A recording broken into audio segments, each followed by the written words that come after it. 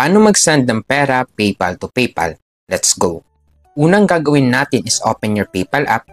Once kagagawa mo lang ng iyong PayPal account, ito makikita mo. Next na gagawin mo ay click Add Account Details, then complete your account setup. Tanong, paano po ba kung wala akong bank account at credit card? To be honest, it doesn't matter. What matters is that you have confirmed your phone at email address. Once na-confirm mo na email mo, makakatanggap ka na ng pera at makakapag-send ka na rin.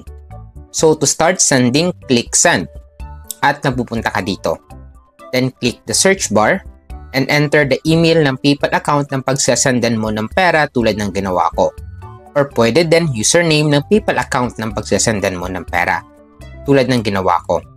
And a drop-down will appear once na ilagay mo na. If ito yung taong pagsasendan mo ng pera, click mo lang. Then magtatanong si PayPal kung ito ba talaga ang taong pagsasendan mo ng pera. Kung oo, click Continue. Dito banda, enter mo ang amount ng isisend mo na pera tulad ng ginawa ko. Tanong, paano po kung foreign currency pagsasendan mo ng pera? In that case, click mo PHP, scroll down mo lang hanggang mahanap mo ang currency na gusto mo. In my case, since USD, gusto ko ipadala, click ko US dollar. And this will appear. Let's say gusto ko mag-send ng $20 at gusto ko malaman equivalent nito into peso. Type mo lang dyan. It will load. After loading, makikita mo ang equivalent ng US dollar to peso sa PayPal. Paano naman kung baliktad? Like peso to dollars. In that case, type mo dito ang amount in peso na gusto mo ipadala. And automatic ipapakita ni PayPal equivalent ni peso to dollars or foreign currency na napili mo. If gusto mo naman ibalik sa PHP lahat, click mo lang ito at babalik ka dito. Click Philippine Peso at babalik ka na dito. Next step na gagawin mo ay i-click ang Next. Then PayPal will ask you to link a card or debit card kapag kulang ang PayPal balance mo.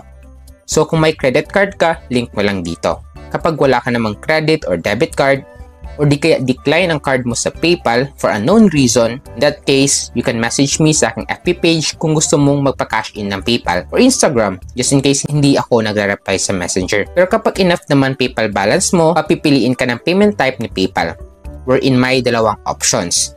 Kapag itong goods and services pinili mo, may additional PayPal fee ito ranging from 1 peso to 10,000 pesos depende sa amount na ipapadala mo at hindi rin buo na matatanggap ng pagsasendan mo ng pera ang perang pinadala mo. Kapag for friends and family naman, buo matatanggap ng receiver ipapadala mong pera. That is why I click for friends and family. Then click Next.